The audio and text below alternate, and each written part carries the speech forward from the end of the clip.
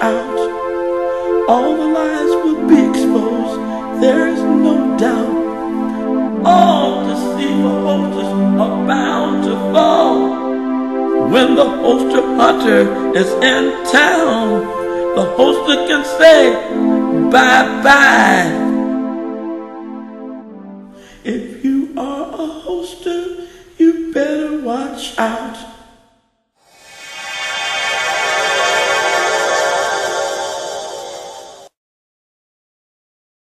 Welcome to Hoaxhunter.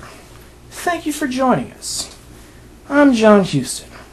Some people may have been wondering, where has the Hoaxhunter been for the past year and a half? Apparently, I've been traveling through time. I've picked up a few knickknacks on my way, such as this little beauty. Because I'm the Hoaxhunter, it may not appear as though I believe in the paranormal. This couldn't be further from the truth. I asked a good friend of mine, Liebe Hart, what his views on hoaxes were, and this is what he said. There are real people that have seen UFOs and ghosts. I have, and I'm no hoaxer. I experienced seeing a UFO that was for real, that was not a hoax, that was not a toy in the sky. I was working at Wild Rose, Wisconsin on a farm, and it was a snowy day. I saw discs move in different directions at speeds like Speedy Gonzales or Roadrunner, up and down in the sky, and it looked like a moving star. When it got close, it looked like Saturn. Then it was a big silver disc with red and green lights on it. And then another experience, at the time I was married in the early 80s, and we were like 5,000 feet up in the mountain on a road, and a UFO flew over the car, and it was very frightening. And at first it looked like the UFOs disguised themselves as stars, and when it got big, it got big. It became like a huge frisbee, and it made the car stop. The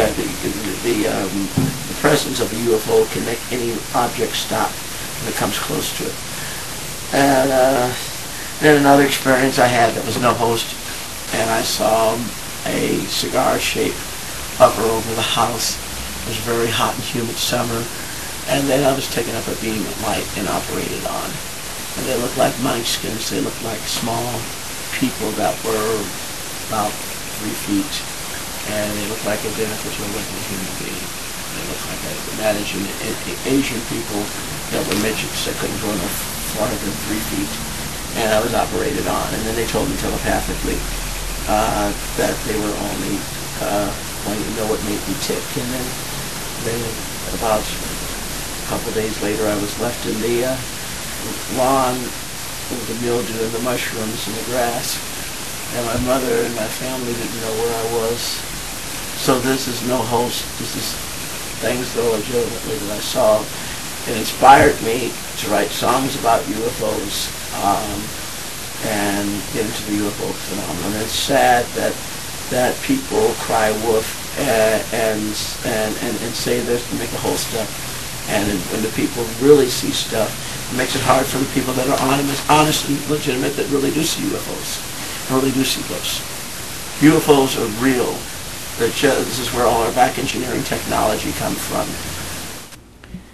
I support David. I can't vouch for his experience, only he can. But he does make a good point.